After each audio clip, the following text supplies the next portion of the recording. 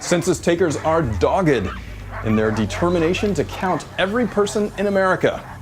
This is the first stop on this year's census, a remote Alaskan village in the Arctic with no roads in or out. The message? No matter who you are or where you are, the government wants to count you. This may be the trail in 2010, but the real journey began in the time of the Bible.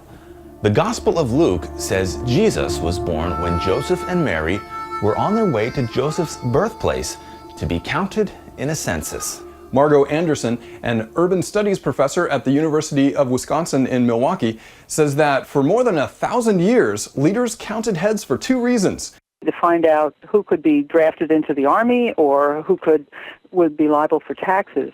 So between taxes and war, it really wasn't in the common man's interest to be counted.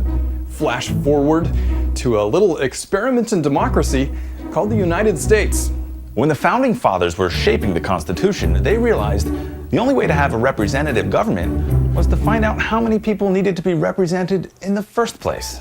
They decided that starting in 1790, every 10 years there would be a census.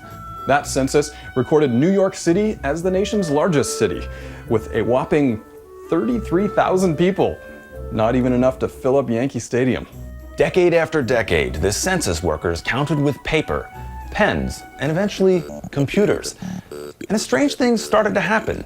As the government learned more about the people learned more about themselves. Every time we do the census, what we also do is we think back to, the way it used to be. Today, to be counted means money and power.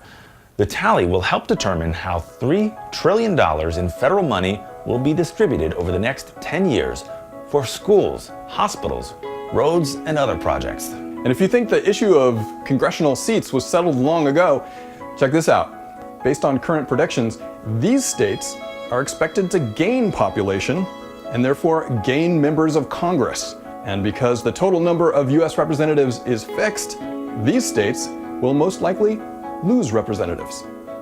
So whether the census is taken by clay tablet, paper, computer, or even dog sled, if you want to count for something, you gotta be counted.